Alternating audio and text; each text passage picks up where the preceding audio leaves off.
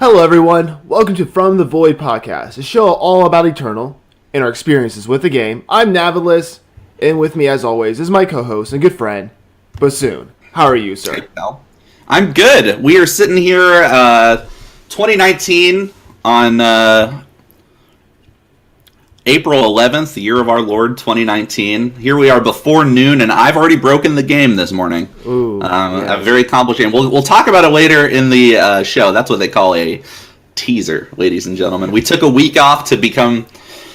to collect ourselves, we were swooning over the new expansion, and now I'm back with the hot teasers, building the anticipation. And who do we have with us, Bassoon? My good friend Carpola, the man, the myth, the legend, former number 2 ranked player, and the only reason I know that is because he will be the first person to tell you that. Oh man, hi. I'm not too proud of that accomplishment. Yes, you are. I've never heard you just not a little mention bit, that. just a little bit. How long were you ranked 2? A couple days or so. This was back like when I first started playing the game. Oh, well, what happened between then and now, huh? Obviously my skills increased. So Carp is here. He is an SPG teammate. He is a ladder legend, a streamer, a future competitive, super competitive hyper gamer, from what he tells me. You are going to start entering competitive tournaments?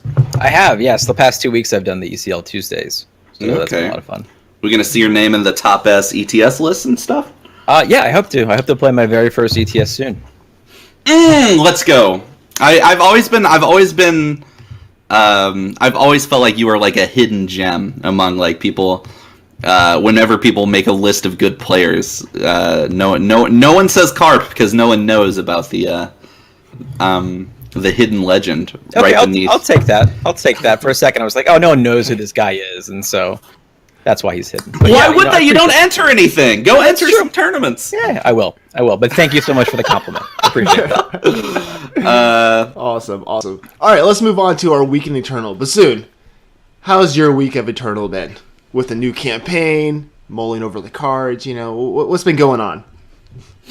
It's good. I actually, when the campaign first came out, I was kind of floundering and it was kind of like, I don't know what's good. I don't know, like, what I want to be playing. Like, I kept trying to, like metagame ladder with all the new cards. And then I just looked at Palace and I thought, like, oh, it turns out Palace is very good, and I should probably just play Palace. And my ladder experience has gotten so much better since I switched to only playing Palace decks.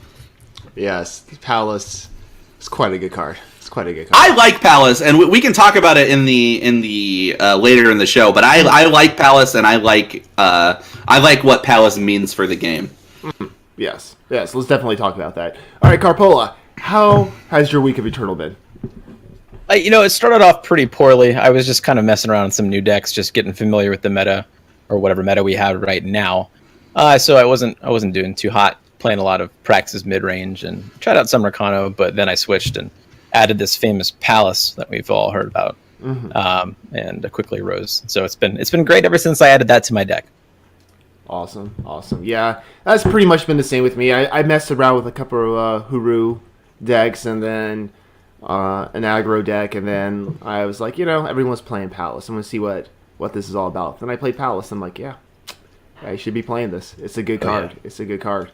But I just been doing my dailies right now and just the quest every day, and then just getting my pack. But this weekend I'm hitting it hard because I got to rank up and got to get some practice in. But it's been good. Are you going to play in the ECQ this weekend? No, not this one. This one, because I'm not sure what I would play, and I don't want to. If I'm not sure about what I want to play, I'm not going to play. So I'm not going to throw gold or money at it and everything. So, but anyway, maybe the next one. I need to practice with you, Bassoon, or something. We'll hit some games up. You've never hit up the very valuable resource Bassoon Buffoon. I know. I have it. If you ever need the hot tech or the scrimmages, I'm always here for you, buddy. I appreciate that. All right, let's move into our news. We got a few topics to discuss in our news. The community store update. Let me open up the screen here. But there's a couple things they're doing with this. They're switching out an avatar. They'll be swapping out Icaria, Valkyrie, Captain, the premium for Argent Part Silver Ring Totem. For these two items, they'll switch out for Bren Chronicle of Ages premium avatar and Sentinel Gauntlet Totem. So if you want that, but also there's also an emotes package now with the cheer Ja Ja Ja Ja or Ha Ha Ha Ha by Kamado, and so if you want that one, that is literally none of these other ones matter at all. No, That's not true.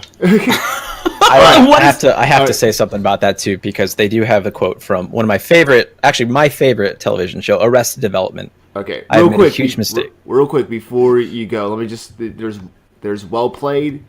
Well played. I mean, come on. Okay, good luck, have fun. Thanks for waiting. And what is the one you like, Carpola? What is it? I have made a huge mistake. There we go. And then the other one is math is for blockers. And What did well played? Just the words "well played" seriously not exist in game before that? I guess not. Just I think it was like well played partner or something like that, or it was something. But now it's just well played. So, Here's the thing about well played, I guess, is I feel like in at least 60 to 70% of instances of it being used on ladder, it will be sarcastic. It's a pretty low number, I think. If you ever played Hearthstone, you would know that for sure. Okay. Oh man. So yeah. So that'll be just used for lethal or when you do something good, just to tick the opponent off. It's like well played. Well played. Or Okay. when somebody ropes you, you just spam well played. Yes. I think all of these need to be voiced over also. Like, they need to just make it even more people play it with sound. And so Okay, how do you do ha ha ha ha but Spanish though? You get Commander to do it. okay, come on. Okay, all right, That right there. Yeah. We're back in. Somebody would have to buy that man a microphone. Yes. Maybe Direwolf Digital can hook him up with one. All right. Also, the first, no surprise really, but the design a card offer is going to be Yodabyte is going to be the one that's going to be doing that. So, congrats to him. So I'm interested to see what Yodabyte does. And He's actually done the card already. he's on the Have you card? not seen Where's that? I have not seen that. Where have I? Oh been? yeah. Okay, Yeah, please. so they're currently in the balancing stage of it, but he actually put his card up to a community vote. And so of all the submissions, his community voted on a green unseen. It's a 2-drop. They're currently still balancing the card in communication with Direwolf. But the card is a 2-drop 3/2 as it stands right now. 1 Justice Influence, and the text reads, if this card gains stats or abilities that would go away at the end of the turn, this card keeps them forever instead. So, like, if you play a Finest Hour on it, it gets a permanent +3/+3. And if you play a Rapid Shot on it, it gets a permanent +4 rapid or quick draw text. And so the card is intended to be used in like a JPS Blitz style deck. It's also an unseen, which could have implications. The original iteration of the card, I think, was a 3-drop 1/1, and I was like, oh, okay, that's just unplayably bad. But even with the text, it's still terrible. But they brought it down to a 2-drop 3/2. Who knows what the final balance of the card will be? But that's really cool that Yodabyte has. He got like a questionnaire to fill out from Direwolf about like what do you want the lore to be and like how is this card intended to be played, and so Direwolf can like inform their balancing decisions. Oh, that's really cool. That's really cool. Yeah, he filled out the form on his stream yesterday. It was an interesting thing to watch. Oh man. Yeah, yesterday I was crazy busy, so I totally missed all that. But I'll probably go back and watch the VOD because I like to see him talk about it and everything as he feels. That's pretty cool. So, well, congrats. When he had the card on his stream, it had the purple gem on it, and so I don't know if it's confirmed just going to be a promo card or not. But I hope it is a that's promo what card. That'd be cool. Like just to play games to give it out to everyone. So I hope that really, yeah, that'd be really cool. Yeah. So, all right, moving on to some, I guess, more controversial news, okay? Direwolf Digital is going to suspend the drop campaigns next Friday. So not this Friday.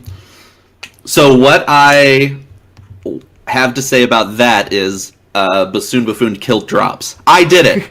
You did it. Me. Okay.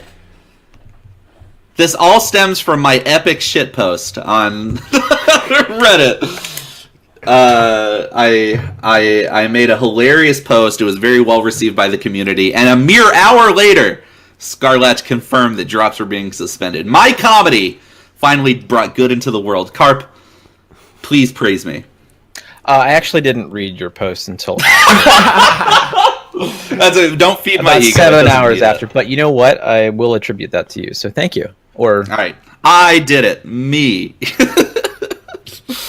I think in general drops were like a net negative for like the stream community. So, or not drops in general, but the way these campaigns were implemented. I wasn't quite as up in arms about it as other people, but I'm also not trying to make a lot of money or make a career out of doing this. So, Carp, I know you stream kind of somewhat sparingly. Did you ever do drops or care about them or think that they negatively affected your life? no, when they were first announced, I really wanted to either have a card back or create a card myself. And once I figured out that after months of clicking, I still only had 200,000, I just kind of gave up. But I think the fact that they implemented this was a good thing, and it's okay to make mistakes, but it's also okay to fix things up and try other things as well too. So no, I have not run a campaign myself. I don't plan to. But I think it's good that they're taking a look at what's going on and fixing some things about it. I was originally saving up to put a card in the game, as you all know, but Scout.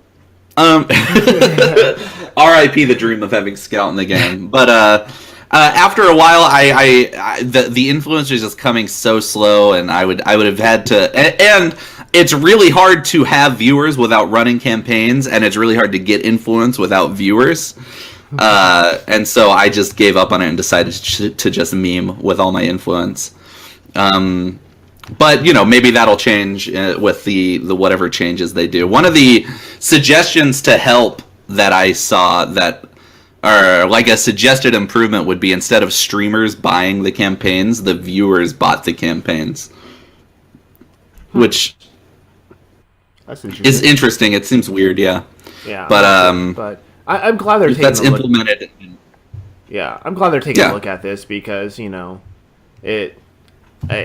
can see the good in it, but also saw the bad in it too. You saw both sides, and it's just kind of like it was just like okay. But I'm glad they're willing to say, hey, this wasn't how it was intended. We need to take a stop it, take a look back, and I really, unless streamers just do, get viewers by the content they put out, not sometimes paying off people and everything. Yes, that's what it seemed like a little bit too. But anyway. That's okay. So one gripe about like this rhetoric about the arguments about the streamers being hurt. There are streamers that are doing worse because of that's just their numbers are less consistent, like blah blah blah. And I'm not saying this is like a zero sum. What's the word I'm looking for?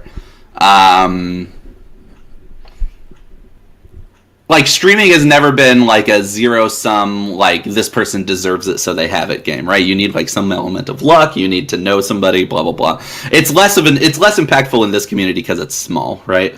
But, like, nobody, unless they win a world championship, no one is getting big in a Hearthstone streaming at this point in the game's life without some element of, like, luck or connections. But, it does annoy me when people would pull up on Reddit with these woe is me, won't somebody think of the excellent content creators that are suffering right now? Where's all that excellent Eternal content? Where is it? There are good streamers, there are fine streamers in Eternal, but there's no one that's just hitting home runs every single goddamn time they boot up the stream that is suffering. Am I wrong? Is that a shitty thing of me to say? All right, sounds like it is. Yeah, no comment. Carpola silent on this, and I'm just like, No, don't I think it would be comment. different if I was more of a streamer myself. I had to take quite a break transitioning through jobs, but I'm starting to stream again. I still don't plan on doing the drop campaigns, but I mean, you can clearly see the effect that it has on those who stream regularly and produce content. I agree. Okay, I agree. I'm saying that there's no one out there producing Game of Thrones level content that's being ignored by the community because of drops campaigns. But is that really what they're arguing? I mean, is it? It sounds like it sometimes. They take the hyperbole so far. Like, I think they have to, because that's the only way they can get an effect from it. I really don't think that's the feeling overall, but I do think that they draw this out and to such extreme proportions have this hyperbole just to get an effect, whether it's from Direwolf or from the community in general. Any other? Go ahead. I was just saying I accept that evaluation of the subject. And if I'm being shitty right now, reach out to me at HumanVenipede on Twitter. That's where you can direct all your complaints, or rate us on iTunes with your specific complaints about me. But soon we'll reply back. Trust me, you will. Oh, yeah. And so, but yeah. All right, let's move into. We'll talk about Zoe of the Endless Hoard in our topic, along with some other cards. So let's talk about you, Carpola. Let's tell us about yourself. How long have you been playing card games? You know the drill. What got you into Eternal? Streaming? What do you do for content? Tell us. Go ahead. Yeah, absolutely. So I started playing Eternal September of 2017. The reason I know that is because Kriparian I guess he was enlisted by Direwolf to stream the game for a week or so. And I used to know him from playing a lot of Path of Exile. We used to play that a ton back in the day. So I had been looking for a card game. I played a tiny little bit of Magic when I was a kid. Didn't really understand the strategy, just kind of like the cards. A lot of the gold cards looked pretty cool. The art was really nice. But never played that competitively or really understood how to play the game. So when I saw someone that I was familiar with pick up a game that looked interesting to me, I tried it out, beat the campaign in a day. I got super addicted to it, even though this was back when the campaign was super long. And yeah, I've pretty much played it ever since. I think I probably stopped for maybe a month or so. What did you think of the campaign being long? You know, it's been so long. I certainly felt the effect of it, because I tried to get other friends into the game immediately after. I had one guy complete, I think, most of it, maybe 90% of the campaign, and then just quit. I really wanted to play with him, but it was certainly tasking. That everyone was so mad about the campaign, and I guess a lot of the people that felt like it was too long are coming from a Magic background. But I am an idiot, and I needed the campaign. I needed all of those battles to help me learn what the hell was happening in this game. That's fair. I didn't mind it, because I was just glad to have some type of Magic type of game that, just on there. It's like, all right, I'm getting through this no matter what, because I'm like, it was good for the most part, and I thought it was a little tedious. I was like, okay, maybe a few matches too long, but I'm glad they changed it. But I've really been looking. Yeah, on Steam, I had been searching for card games. I've always liked the concept of it. Strategy games have always been a huge part of my life, from real-time strategy to some other games as well, other genres. But I had actually seen Eternal, and I was looking at that versus Shadowverse itself too, as free games to play on Steam, and I didn't start on either one of them until Crip started streaming Eternal. I said, okay, let's go ahead and try this out, and honestly, I liked the concept of Magic, and this is what we got that was as close to it as possible in a digital environment. Yeah, and it was great, having it on your phone once it got there and everything else. Just it was awesome. So, and everything. Mm-hmm. So yeah, so Crip got you into Eternal. And what was your first Masters deck? So the very first month that I played, I got Masters at I think either the second last day or the last day. It was a very budget Praxis tokens. I feel like most people achieved their first Masters with Praxis tokens. Yes. Now, what's your favorite faction? If you had to say, if you just want a deck to be good in these colors or whatever, what would you want?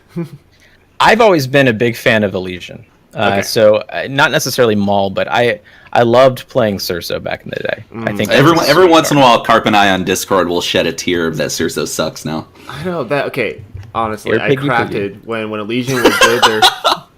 when there was a Legion mid range, I loved playing that deck. Surso was just like a fun card to play with. It really was. It was just, I thought the design of that card, it was just fun. It was cool. And so, but anyway, go ahead. So, a Legion?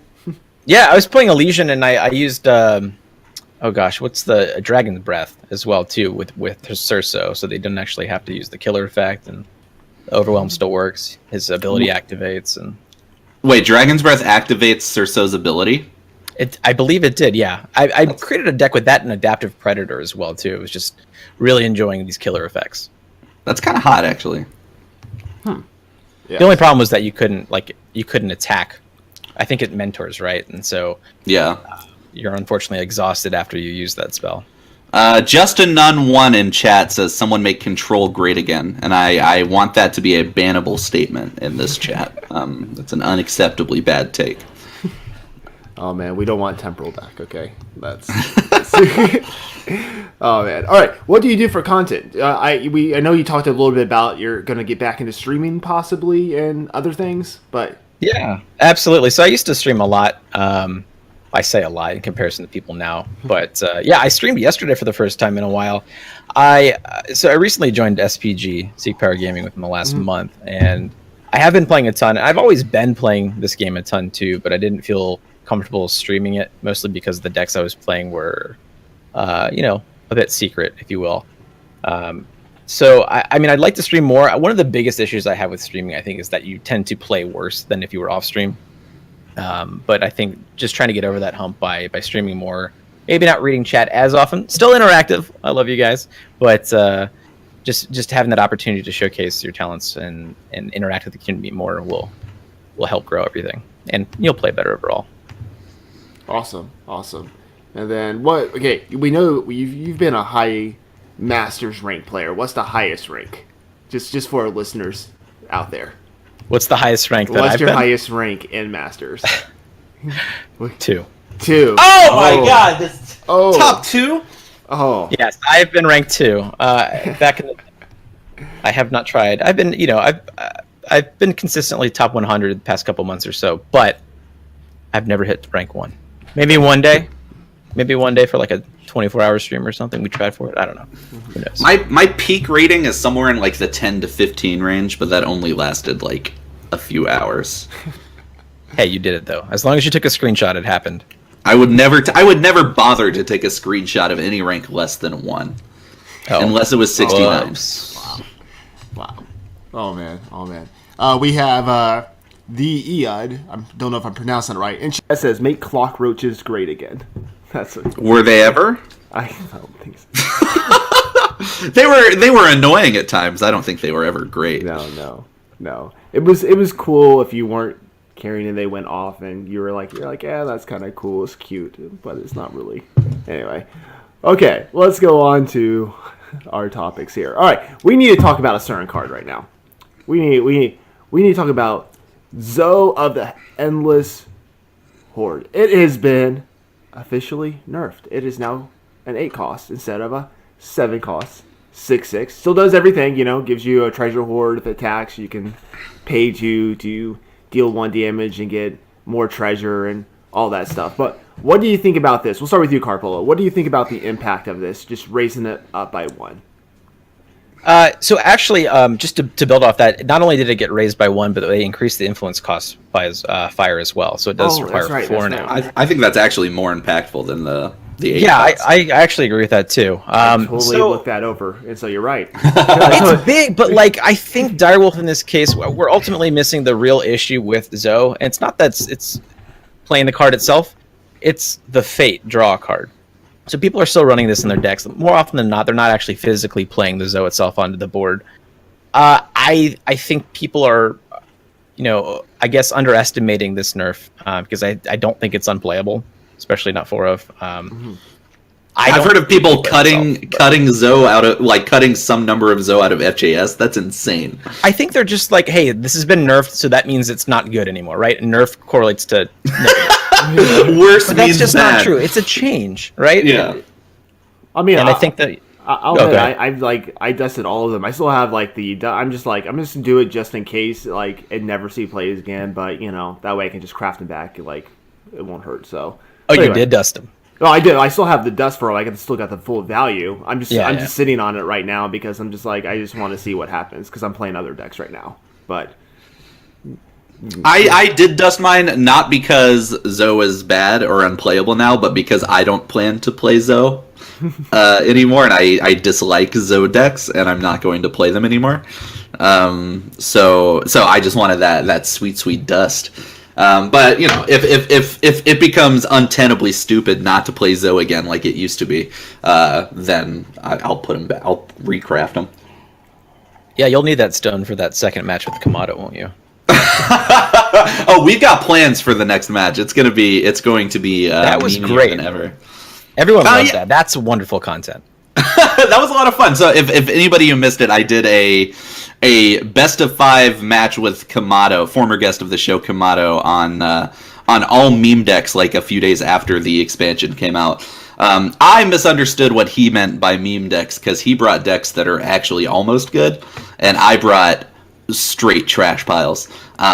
But if you want to watch that, it's about an hour-long video of us playing a best of 5 on Twitch or YouTube.com/Kamado, CAMAT0. Thank you for the compliment, Carp. Oh, you're welcome. yes. All right. Anything else we want to say about this card? I will say, so the Zoe decks have kind of disappeared from ladder, right? FTP's gone, FJS is gone. I haven't really seen it. Even Fire Justice Ixtun is like mostly gone from ladder, and we're kind of in like a very hard Huru meta, or Huru splash some tertiary color. So I don't know how right that is. I think people are just playing with the new toys, right? But I expect Zoe to come back. If Zoe doesn't come back, then it's safe to bring out your time mid-range again. And that'll be cool. And then if time mid-range comes back, then Temporal is coming back hard. But then you get kind of like a weirdo rock, paper, scissors between Huru and Huru variants kind of dunk on Temporal. And then you know, time mid-range probably has a decent matchup against Huru. And then Temporal traditionally beats time mid-range. So there are two ways this can shake out. Either everybody realizes that the Zoe nerf is not that big a deal and everybody brings back out their 3-color Zoe decks, or the weirdo RPS comes back that we were talking about. Yes. Or secret option C, I'm an idiot. and another thing happens. Who knows? We'll find out. But That covers all our bases, right? yeah, I can't possibly be wrong now because I gave every option. No, I think it was a good thing though. I think it was a good thing. It was just if you're playing red, you kind of play this, or fire, you play this. All right, let's move on to our favorite cards from Homecoming. Who wants to go first with this? Who? Carp, tell me about your favorite card, Yes. baby. Okay. Sure. I noticed this one straight out of the pack. You know, obviously, I don't want to pick the big one that we all been talking about and playing on ladder, but Everyone at Palace is obviously the best card. Let's talk Yeah. about our favorite cards. We'll talk My about favorite Palace. card. We'll talk about Palace in a second. Let's talk about our favorite that's cards everyone's first. favorite. No, my favorite was certainly Gunrunner. That kind of just stuck out, or it just immediately grabbed me. I think mostly because of my love for Praxis, and I thought that could fit very well into some Praxis aggressive mid-range deck. Just the ability to pledge something real fast and have afford to with quick draw that gives all your other units quick draw and yourself quick draw, which is nice too, because if you do pledge, obviously you get a 3/1 weapon on top of the card playing itself too. Nice. So that opens up things for killing of Zoe with the torch plus the 3/1 weapon, and you actually get to keep your weapon since it has quick draw. It's just been all around really nice, and I actually played that in a Praxis deck for the ECL first tournament. How'd it go? It went well, actually. I think like maybe 4 of us from SPG were on that deck, and we did pretty well. It's all top 8, but it hasn't really been seeing play too much now that everyone's on Huru. So Huru beats up on Praxis? Huru pretty much beats up on ladder. Yeah. That makes sense. Yes. Cool. Yeah, it's a cool card. 5 cost to Fire Influence, 4/2 quick draw. Yeah, it's a good card. So, I've played this a couple of times. especially through the campaign you play this card. But it's a cool card. It's a cool card. So definitely, and everything. All right, I'll go next, and we'll because I'm sure Bassoon has a lot he wants to talk about his card, so we'll let him go last. But mine's pretty quick, simple. It is a removal spell, Desecrate. Cost 2 Shadow Influence. It basically it's a spell, and it says kill a unit, you take 3 damage. I saw this card, I'm like, yes, more removal for Shadow decks, and I think it just helps with when there's cards like Teacher of Humility and other pesky things that you need to get rid of early game. And I like this because my mind went blank now. What's the other shadow removal that costs 2, but you only can do it of a single faction? Annihilate. Annihilate. Thank you. I know Annihilate's a fast spell, but this is more versatile, I think, and for the same cost. And just, I'm going to be playing this over Annihilate just to see how it goes. Not sure if it's I actually tried a bunch of decks, and I did do that 1-to-1, just like, get out of here, Annihilate, Desecrate's here to stay. And I think the right combination is a mixture of the two, like a split, some kind of split. Yeah. I can see Annihilate being also like one of in the market too. I mean, I don't know. I just want to mess around with some stuff and everything. But I agree. Probably a split, maybe a 3-1 split, maybe a 2-2. We'll see. But this will see play. And yeah, it already is. Yeah, it's very good. It's a good card. I like it. When I saw it, I'm like, this is awesome. Early game removal, because more removal is better sometimes. It's good. So, anyway, that's all I'm going to say about that. It's a good card, and I liked it, and I'm just like, yes, I can add it to some decks I'm working on and everything. But the optimist in me saw that card and thought, like, sick, baby, aggro is back. It's not, but it's still a good card. Yeah. Yes, we one day we will get we'll get our aggro decks back, and this will be a mainstay in it. Okay. Anyway, talk soon. Your card. What is it? The card that I like the most, not because I think it's like the best card. I actually don't think this card is even like good. It's a fine card, is what I will say as far as the quality of the card goes. But Winter Crown is my pick for favorite card. And one of the reasons why I like it is because it kind of not betrays, because that has a negative connotation. It communicates to us in a lot of ways what the intended way that the developers want us to be playing the game. For our listeners, tell them what Winter Crown does real quick. Okay, so Winter Crown is a 4-cost relic that at the end of your turn, if one of your units has hit the enemy player, so sights don't count, then you draw a card. And you can pay 3 at any time to stun a unit that is ready. So if a unit is exhausted, it cannot be stunned. Which I think is interesting text, because the developers of this game want us to be playing units and attacking with units, right? The grand arc of whether or not it's like aggro or mid-range, it's mostly mid-range. The developers, the way that they are balancing this game is communicating very clearly to us that they want us to be playing units and hitting the A and spacebar buttons on our keyboards. Because you can't stun exhausted units with this card, right?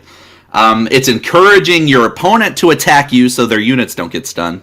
It's encouraging you to attack your opponent so you can draw cards.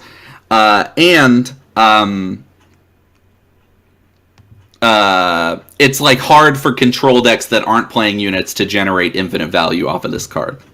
Does that make sense? Mm-hmm. Yeah, it does. It's pushing what the developers have in mind for this game, and like you said, in one card. So to attack, I truly believe every time like a hard control deck in this game has been good, it's been an accident of design. Like they actually, I can tell. Can't you just tell from the way that like the kinds of cards that are being printed, like they actually don't want like super duper hard unitless control to be good. Yeah, you can tell. They don't want that. They want interaction. They don't want you basically draw a card, hit the space bar, and say your turn now. Which is good. That's how I want to be playing the game. And so, Yes. but yeah, because you don't want that. It just makes for what's the word? Well, it's not fun, but it's if you want players in this game, you don't want them to jump in the game and all of a sudden just sit there and like my opponent did nothing but just remove all my stuff on my turn for the past like 6 turns and then just win the game and something I can't answer type thing. That's for a new player experience. That's not fun. You don't want that. That's a universal player experience. Yes, It's not. it's It's not fun. But when everyone's like playing units and you see new things, it makes for a better show, better game. You're right. So, I know it's a cool card. I hope it sees play. I don't. Do you have an idea what this will go in, or just? I played some Kennedans with one of them in the market. The problem, permafrost and stun offense in general are pretty bad right now because Palace. For the uninitiated, Palace, if a unit has 4 or more attack, it has endurance, and on play, Palace has a spell that gives a unit +4/+4. So permafrost, if you don't plan to win the game by turn 5, permafrost is very, very bad. Yeah. So you need your permafrost to have upside, which this crown does, and you can kind of strategically, repeatably permafrost. Which you don't have to attack to get a unit. They don't have to attack to get one of their units exhausted. You can force them to exhaust their unit with blocks, right?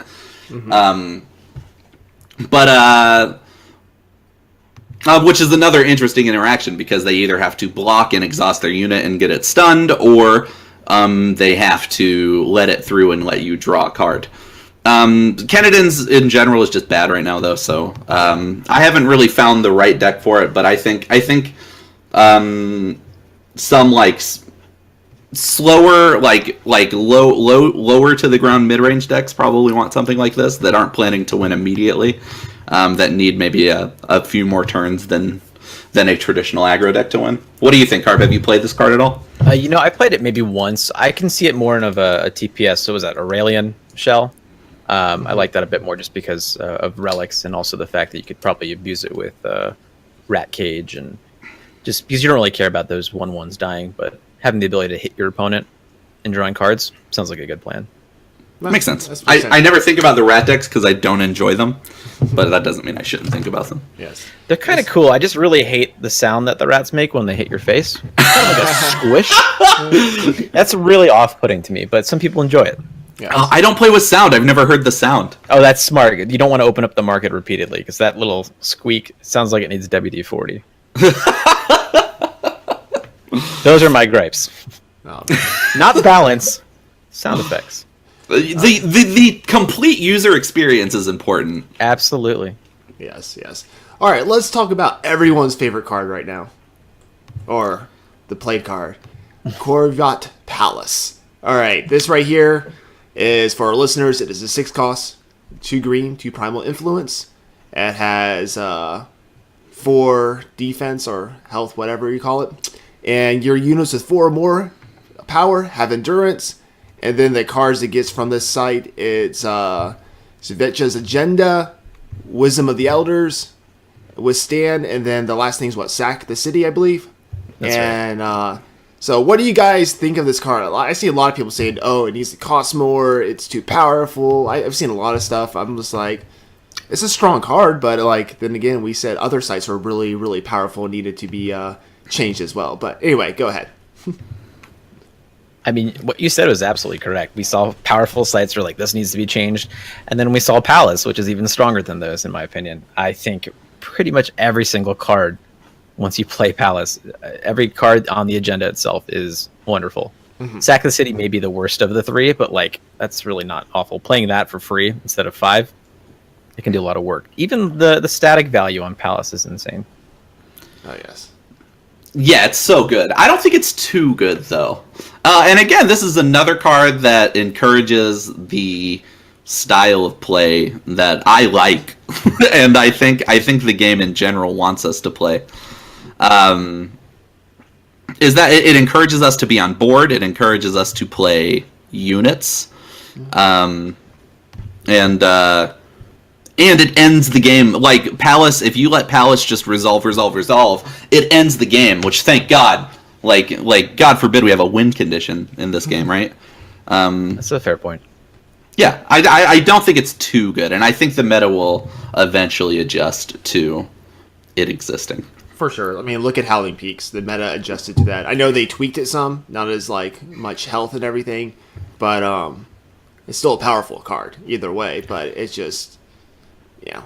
So I think the meta once it settles down, it'll adjust accordingly, and we shouldn't be like, oh, the campaign's been a week out, we need to destroy everything, and or I will say this kind of reveals a problem with the campaign card release system in general. Hearthstone had the same problem. You either introduce a bunch of tech cards that make less good strategies, like elevate them a little bit and just make the meta like slightly more diverse, and then everybody's like, ugh, I paid $10 for these like garbage tech cards, this is terrible. Or you make a few cards that are so good that they just are like, hey, here's a new tier 1 deck because this card exists, and because you have limited cards to like make this deck, to elevate this deck, right? So you just give them a bomb. And suddenly, and now everybody's like, ugh, why does Huru get a bomb? This is terrible. Forgetting the fact that Huru has been bad for a year. yes.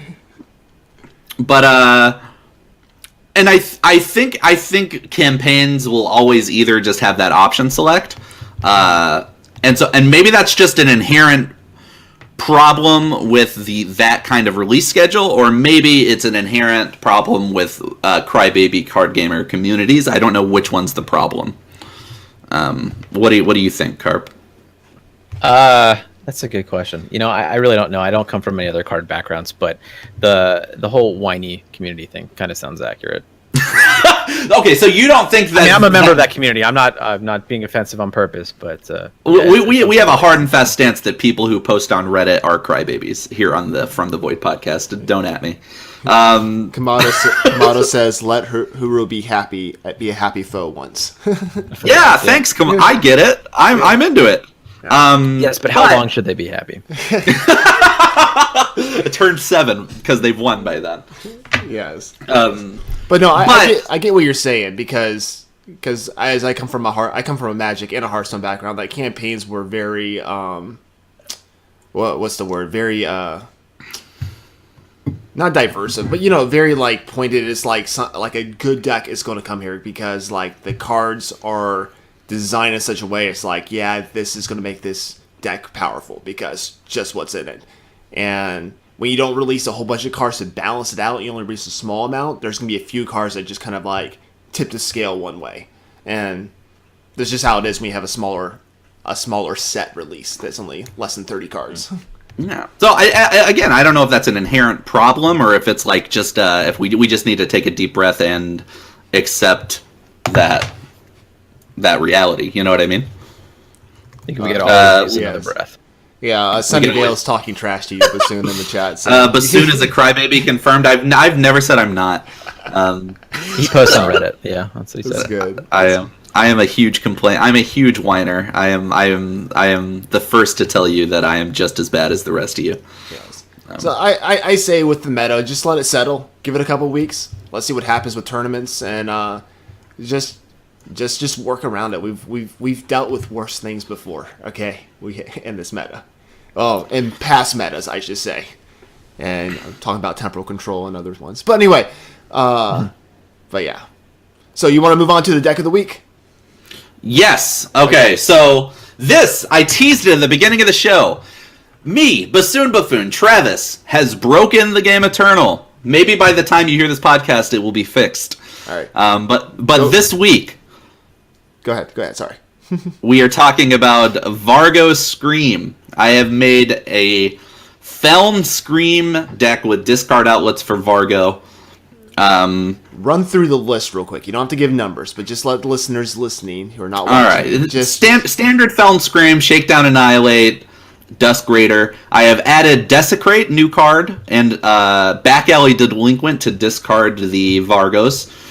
Scream, obviously. Rapid Shot, obviously. Territorial Elf, standard inclusion. Carrington Merchant. That's a purple merchant for all you you listeners who don't know the names of the card. Lethrai Darkstalker, standard Feln Berserk.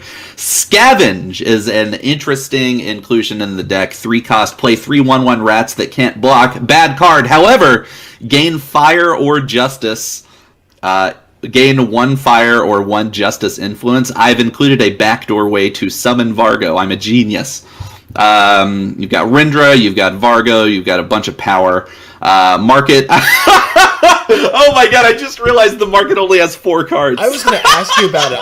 That was intentional. I was looking for like Pony Snatcher or something. Like, why does it have only 4 cards in the market? Okay. No, I just forgot.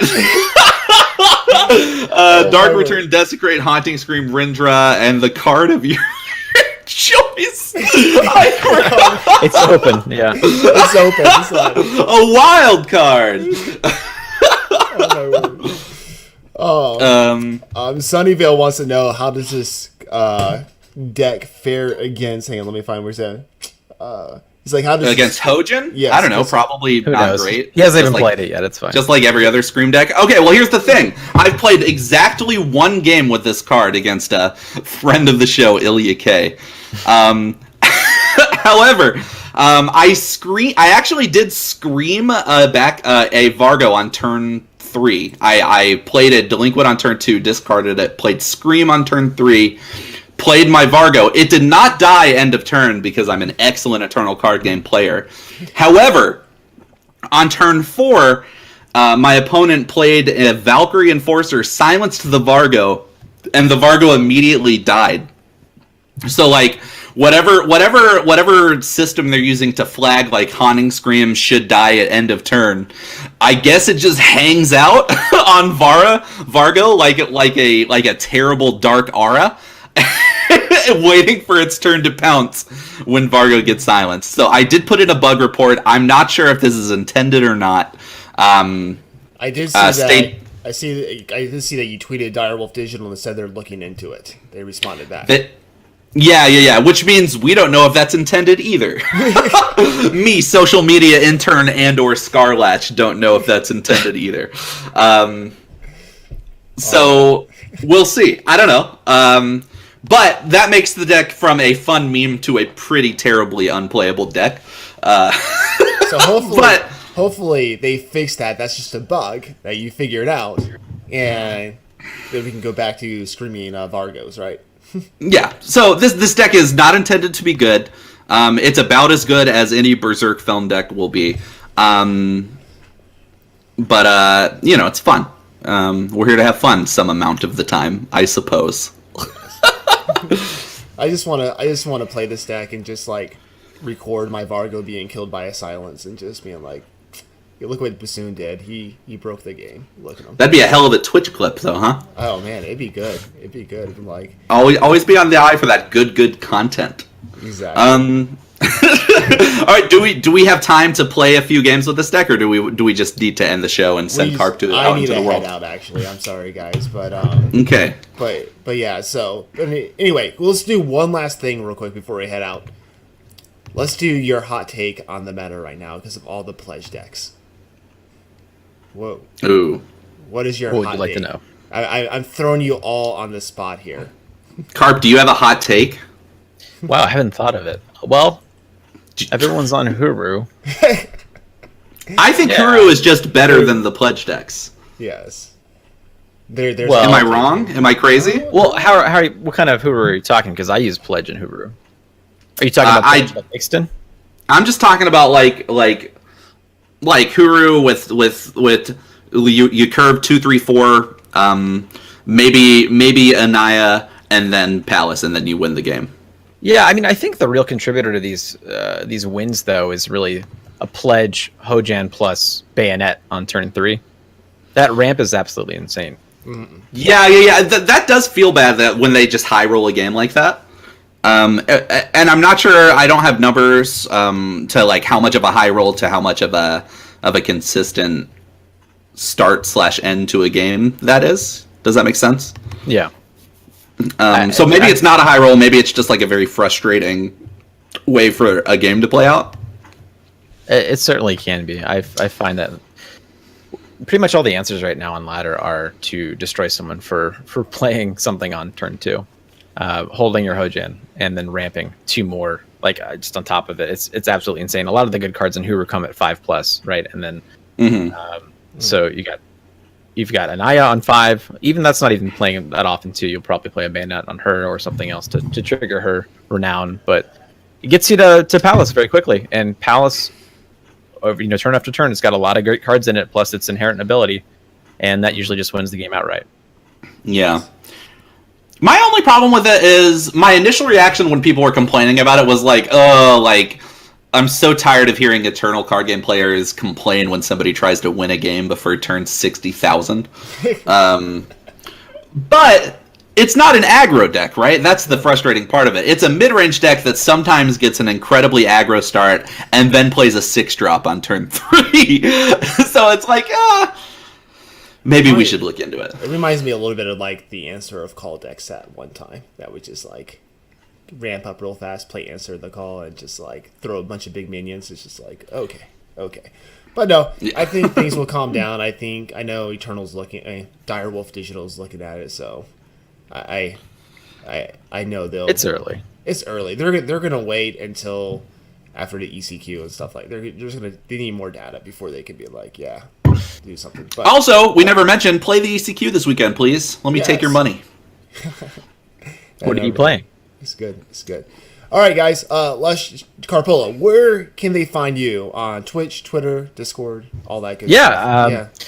I use the same Twitter, or I guess username and handle for pretty much everything I do. Twitch.tv/Carpola is where you can find me. I did just recently create a Twitter account. Unfortunately, I was not able to grab Carpola, so I just added the number 1 next to it. So Carpola1 is my Twitter. I don't have anything on YouTube. I think eventually I'd like to create some YouTube content, but for now, Twitch streams are where you'll find me. Go ahead and follow me there just to see what I'm streaming next, but I'll also probably tweet things out now too. Awesome. All right, Bassoon, where can they find you? You can find me at twitter.com/humanvenipede. I only tweet about politics and how much I hate you, the Eternal card game player base.